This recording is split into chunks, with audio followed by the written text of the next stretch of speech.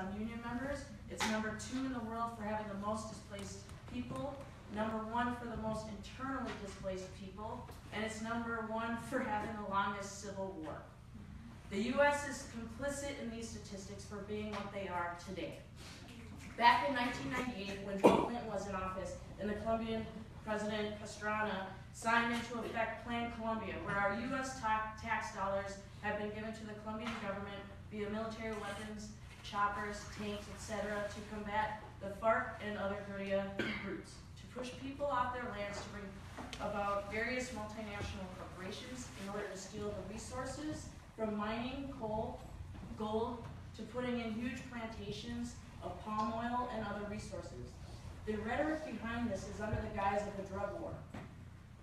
In combating the drug pipeline to the states here, the rhetoric is the same that's being used around Plan Mexico. Again, these statistics didn't start in 1998. The U.S. has been involved since before Colombia became its own country. U.S. involvement goes back to Gran Colombia, but I won't go back that far in history for you. I will start in 1903. I apologize, but it's important. When the U.S. helped create a rebellion in the Department of Panama to become its own country because the U.S. wanted to have access to the canal. That ran through the department and the rest of Colombia. This is a tactic that we have seen be used today by the U.S. when they want a resource that is beneficial to its imperialist ideals around the world. Something we have seen as recently in Libya and Syria. Colombia would agree to implement a treaty that allowed for the U.S. to use the canal. So the U.S. gave arms to a small group and helped them split off from Colombia to become Panama. I want to give the next example because it's something that's linked to the Habana administration. Back in 1928, there was the Santa Marta massacre, where United Fruit Company workers went on strike for better working conditions. U.S. officials threatened to invade if the Colombian government didn't protect the company's interests, U.S. interests. So 2,000 people, men, women, children, were massacred. The United Fruit Company, just so you know, is what Chiquita Banana is from. How this is linked to the Obama administration is that the previous Attorney General, Eric Holder, represented Chiquita Banana because it was implicated in paying $1.7 million to a paramilitary group to protect its interests in Colombia. The Banana Massacre is said to be one of the main events of how the era of La Violencia, which started in 1948, this superseded the 52-year Civil War, which is what we know of now. It was the catalyst of unrest throughout Colombia. At least this is how I heard it while I was there, because a very popular presidential candidate, Jorge Gaitán, was assassinated. He was very much opposed to U.S. government's involvement in Colombia. La Violencia went on both conservative, La Violencia went on until 1958, where roughly 1 million people were displaced. This is both when both conservative and liberal elites strengthened the military to suppress popular agrarian reforms. This was also strengthened the number of people that were already organizing self-defense units, made up of displaced and non-displaced peasants in the rural areas. There is significantly more violence in the rural areas, in particular because of land conflicts, which is still happening today. Before I move on, I just want to say School of the Americas was created with Colombia in mind. In 1964, a very important thing happened in my mind. The FARC, Revolutionary Armed Forces of Colombia, was created. And also another fact is that napalm was tested on Colombians before it was used in Vietnam. Today, U.S. involvement is through Plan Colombia, which is mentioned before, which was created under the Clinton administration. It got less attention during the Bush administration, only because of his war legacy in the Middle East. But the Colombian government received back in 2007 $750 million of our tax dollars. Under the Obama administration, the free trade deal was signed, even though he kept saying he wouldn't because of the human rights abuses, but despite that, he signed it. Just recently, with the peace accords, Obama has signed over an even bigger amount, which is roughly $450 million, 125 million more than the current amount today.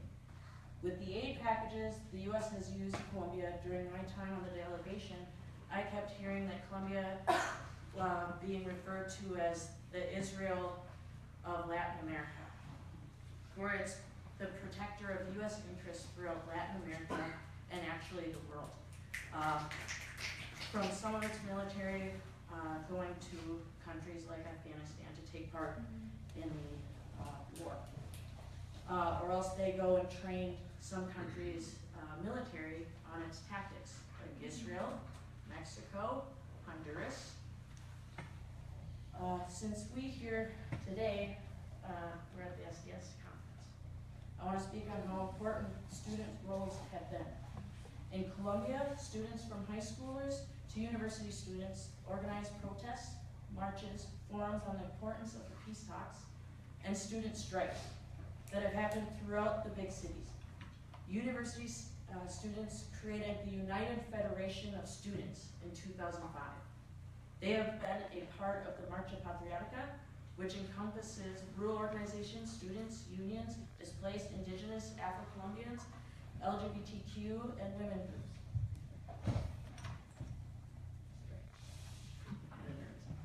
It also encompasses liberal, socialists, and communists.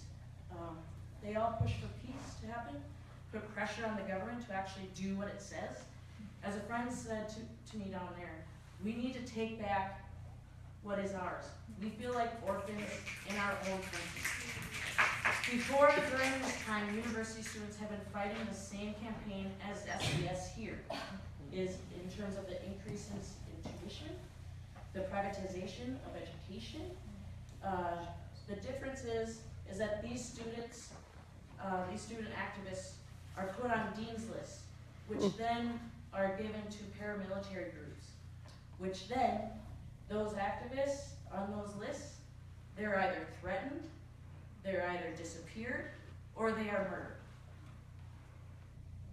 Here in the US, students have played a key role in making human rights abuses be known and putting pressure on the government around this.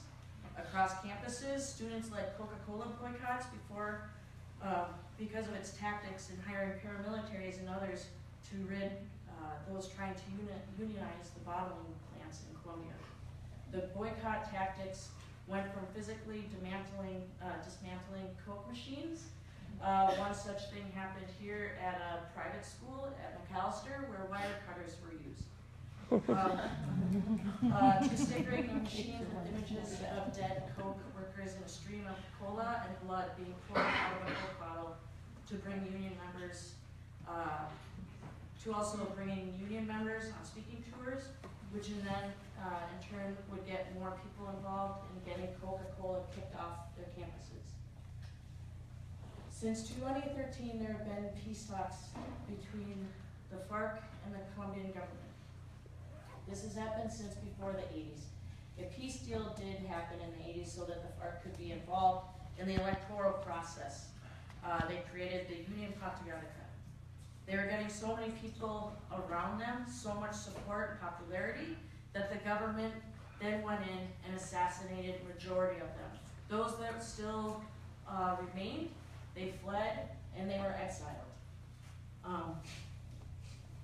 Today, the similar thing is happening, but the difference is that the UN has gotten involved, which internationally makes the FARC and the Colombian government on an equal platform internationally. A week ago, there was a vote around whether or not Colombia agreed to a national referendum to ratify the peace accords. This was voted against by 1% because of various factors, including pressure from the far right, led by former President Uribe, who has relations with the paramilitaries. He has been an extreme opponent to the peace accords. He has used scare tactics similar to Trump and Hillary. The weather was also a big factor in this because of the big hurricane. This vote does not mean that the FARC and the Santos government are going to give up. There is still a ceasefire in place. The UN is still involved. on the ground, we were told that people aren't blind in these peace talks. The FARC, laying down their arms, are doing this with various measures put in place so that what happened back in the 80s does not happen again. And then this year is very critical for us. There is a need for people to be in the streets putting pressure on whomever wins this election. With the SDS dump Trump protests across the country, it's doubtful he'll win, which leaves Hillary. Clintons have been bad since they stepped into the White House with the creation of Planned Colombia, to the voting of the Free Trade Agreement. Republicans are historically more so purveyors of war around the world, but Democrats are purveyors of war when it comes to Latin America. Every time we hear shed light, voice, struggle, and fight, we are helping those who are truly fighting the imperialist machine that is the U.S. We, being in the belly of the beast, need to strike whenever we can. I'm going to end with a chant. The people of Colombia